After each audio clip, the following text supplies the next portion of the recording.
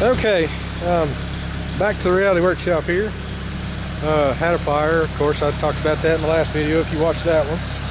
If not, then I'm dealing with flammable materials on the ground, charred metal, flame. I went and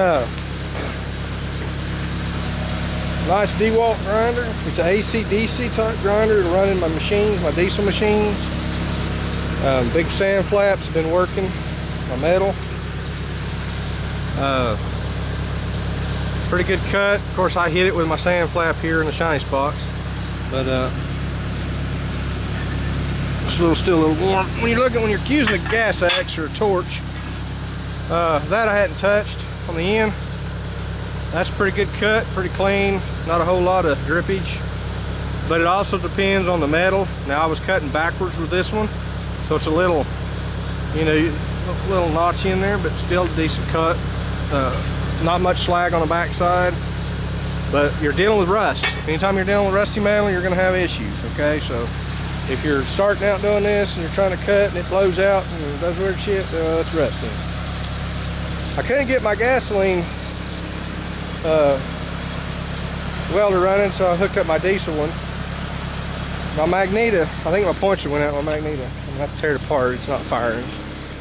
Reality, okay? Don't have a $1 million machine, place to, all that fancy stuff, but that's reality. Get ready to use it. It ain't gonna use. I could have used that one, but I figured, hell, I'll just took my reels off my table, weld them to some drums so I could expand my reach, because I'm going to work down there where it's kind of sort of level. So I just tacked them onto old brake drums that I hang around. I usually make stands out of them, whatever. Hooked them up to my diesel machine. Cranked the diesel up, he's warming. Getting ready to do some modifications here. I got to knock the paint off. I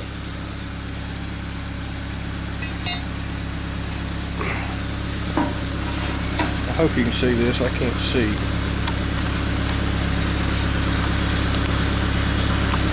But here we go. Our first fit up here. I'm gonna weld this into that, get it level.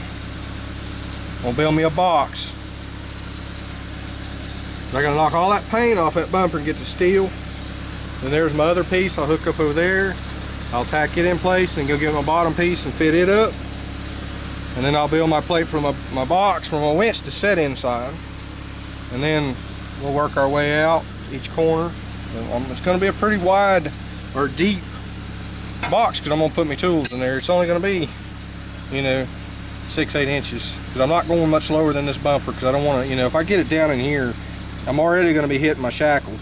I don't want my bumper if I have to go off-road or get into a ditch. So I want to keep my winch as high as I possibly can.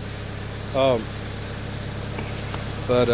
spent the last hour re-rigging my power source so I can get over here and weld on a somewhat flat surface. But that's the reality of it. That's why this is Reality Workshop, because we're out here doing this in the yard.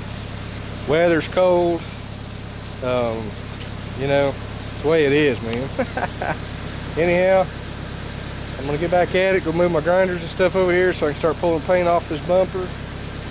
Get ready to start tacking stuff up and kind of fit and see where I'm at, and then go from there. But this is gonna take a few days. It's not gonna be done today. It'll probably be 3 or 4 days. So when I get done, so this will probably be pretty long.